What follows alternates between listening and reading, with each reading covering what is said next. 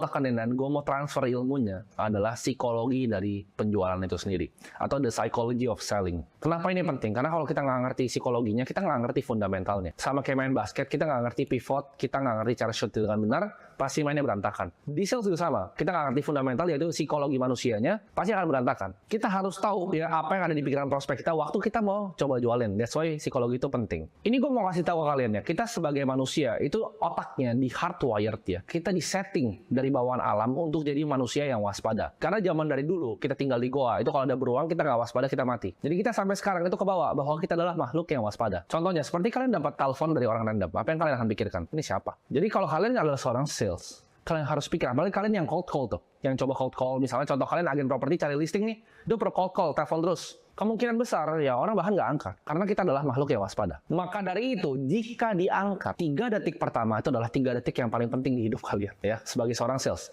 Ingat, 3 detik pertama itu adalah 3 detik yang paling penting. Ini gue suka ajarin ya, kalau ke tim sales gue atau gue disuruh trainingin orang untuk jago jadi sales. Kalau misalnya nih cold call mau ke kartu kredit, kalian mau coba asuransi, kalian mau coba properti, itu semua sama.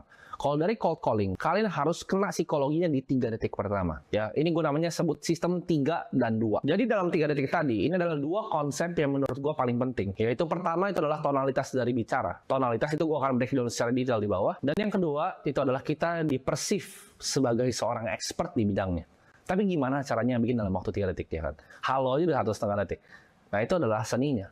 Gimana caranya kita di-establish sebagai expert di suatu bidang, dan gimana caranya kita punya tonalitas yang pas. Terlalu antusias juga bikin orang kadang males. Tapi nggak antusias sama sekali, ini kayak orang ngapain sih telepon gue? Kita harus find ya, balance-nya di tengah. Karena kalau kalian gagal tuh dalam 3 detik, itu prospek kalian akan kabur dan matiin teleponnya. Ini gue kasih contoh, kalau kalian gagal, maka establish kalian adalah seorang expert. Biasa bahkan dibercandain sama prospeknya. Contohnya, kalian teleponnya, terus kalian coba ngomong, dia ngerasa ini kalian nggak ngerti apa-apa. Dia akan lempar pertanyaan-pertanyaan yang sebenarnya dia nggak mau beli. Dia bercandain kalian, dan akhirnya ditutup juga. Kan itu kadang bikin jengkel ya. Tapi kita juga sebagai pembeli, kita nggak mau beli dari orang yang bukan expert. Kita mau beli dari orang yang tahu apa yang mereka lakukan. Contoh, kalau misalnya kalian mau lihat rumah nih, kalian tanya agen properti ini marah-marah dari mana, dia nggak bisa jawab. Kalian males kan? Kalian tanya, ini floor to ceilingnya berapa? Dia nggak tahu gitu. Ini foyer-nya tingginya berapa? Dia nggak tahu. Dia nggak ada product knowledge, bukan expert di bidangnya. Kalian akan malas beli dari dia. Dan kadang kalau misalnya prospek ini tahu kalian bukan expert, dia akan mencobai kalian seperti gue bilang tadi. Dia akan tanya pertanyaan-pertanyaan yang nggak enak. Begitu kalian dapat pertanyaan yang nggak enak, kalian jawab lagi dengan jawaban yang reaktif dan kesannya argumentatif. Habislah kalian, udah pasti nggak mungkin closing. Jadi sales flow-nya udah berantakan. Nanti kita akan belajar sales flow di belakang. Manusia, bahkan kita semua ya, dan customer kalian apalagi itu bisa cium. Ya, dia bisa cium bau orang yang expert beneran sama yang kagak ada isinya. Mana yang cuma mau jualin buat komisi, sama mana yang beneran mau bantu. Untuk kalian bisa establish ini di kehidupan nyata, itu ada 2. Ada tonalitas dan ada body language. Sedangkan kalau dari telepon, cuma bisa 1, yaitu tonalitas. Tonalitas dan body language sendiri, itu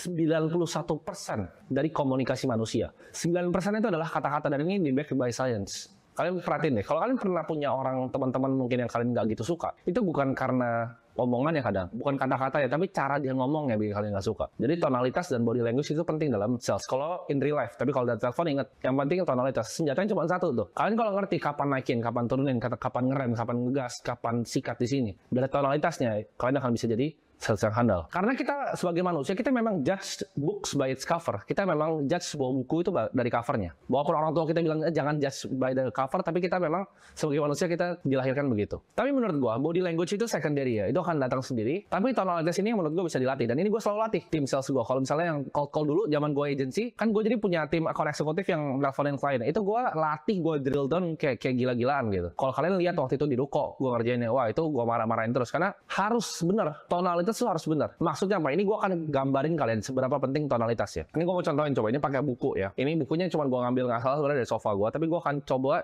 contohin pakai 2 tonalitas yang berbeda. Ini tonalitas yang pertama. Halo semuanya, jadi ini buku ini bikin saya bisa naikin portofolio saya sampai 10 kali lipat dengan hanya baca buku ini. Ya, jangan lupa beli, klik nomor telepon di sini. Itu yang pertama. Kalian sering dengar nggak iklan-iklan seperti itu di TV atau sales yang begitu? Yang over excited. Betul, memang harus antusias, tapi ada tonalitas yang harus dibaca. Sedangkan begini, nah kalian mau tahu nggak rahasianya apa? Ya, rahasia kenaikan saham 10 kali lipat dari portofolio gue pribadi itu adalah dengan buku ini. Dari 1 buku ini itu bisa memberikan ilmu untuk naikin portofolio 10 kali. Perbedaannya di mana? 1 itu terlalu tinggi ngambilnya, 1 itu ngambil dengan berbisik. Berbisik adalah tonalitas. Ini gue kasih contoh ke kalian. Kalian pernah nggak di sini ada yang pernah mungkin gosipin teman? Kalian kalau gosipin teman gimana? Si Budi itu selingkuh. Apakah kayak gitu atau kayak ini? Kalian tahu nggak si Budi itu selingkuh? Perhatiin bedanya di mana? Satu itu dia ngambil yang tinggi, satu ngambil yang rendah. Kalau kalian mau berbisik ya suatu rahasia, Budi itu selingkuh. Dengar, dari body language ini kan tonalitas. Budi itu selingkuh. Otomatis kalian yang di sana akan lebih pengen dengerin dibandingkan Budi selingkuh gitu di belakang. Ya, unik nggak? Kata-katanya sama. Budi selingkuh. Tapi dengan tonalitas yang rendah, kalian akan lebih mau dengerin. Karena manusia kalau mau influence orang ya, mau gosipin orang itu harus berbisik. Nah itu kan bisa pakai tuh dua-duanya, bahkan bisa ditukar-tukar. Tapi itu adalah contoh yang paling dasar. Oke, gue kan kasih contoh misalnya asuransi. Lu lagi cerita gini, tahu gak sih si Budi itu bapaknya sakit terus kena cover asuransi, dia lumayan loh. Dia malah bisa ini loh. Pernah nggak kalian mungkin dengar agen yang begitu? Atau jangan-jangan kalian agen yang begitu.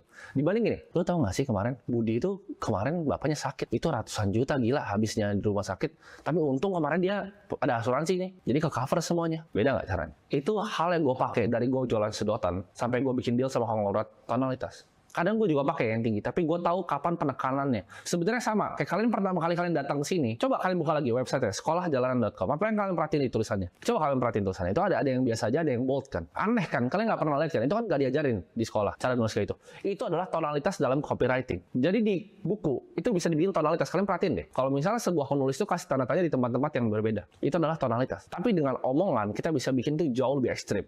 Kita bisa bikin tinggi dan cepat, bisa pelan. Kita bisa bikin juga berbisik. Tapi jadikan semua itu adalah senjata untuk kita. Dapatnya dari mana? Dapatnya dari pengalaman. Kalian tahu kapan ngomongnya kayak gimana, ke siapa, di posisi seperti apa. Kalian selalu ingat ini ya, kata-kata itu sampai ke pikiran mereka. Tapi cara kalian menyampaikan itu masuk ke alam bawah sadar. Gue ulangin lagi. Kata-kata itu masuk ke pikiran. Masuk ke logika, kata-kata ya. Words ya, kata-kata yang keluar dari mulut kalian masuknya ke logika. Tapi cara penyampaian atau tonalitas itu masuknya ke alam bawah sadar. Kalian bisa tarik orang ke dalam kalian bisa buang orang keluar. Hanya dari tonalitas. Karena itu sebenarnya yang kita lakuin selama hidup kita, tapi kita nggak pernah sadarin. Jadi ada 29 sebenarnya tonalitas. Jadi simpelnya kayak kita nyetir mobil. Mau digaspol agak kenceng, mau pelan, tapi kita tahu nih, kalau tikungan kita ya pelan sedikit gitu. Jangan tikungan kita gaspol, mentok nanti. Tapi itu datang dari experience. Jadi kalian cobain, buat kalian yang udah jadi agen atau udah coba jualan, cobain. Kalian rubah-rubah sedikit. Kalian coba latihan nih, ngomong sendiri. Coba jualan barang kalian deh. Kalian perhatiin, apakah tonalitas kalian tuh ngeselin atau enggak sih sebenarnya? Tonalitas adalah yang gue pakai untuk bikin viral. Karena yang orang nggak suka itu bukanlah kata-katanya. Karena kata-kata itu masuknya ke logika. Cara penyampaian yang masuknya ke alam bawah sadar. Tonalitas yang baik itu masuk ke psikologi mereka ya. Digabung dengan kita bisa ngerti cara building namanya rapport, nanti gue akan bahas di modul selanjutnya. Itu akan jadi senjata yang mematikan untuk kita bisa closing sebuah sales. Jadi kita langsung aja ke modul selanjutnya untuk belajar caranya building rapport.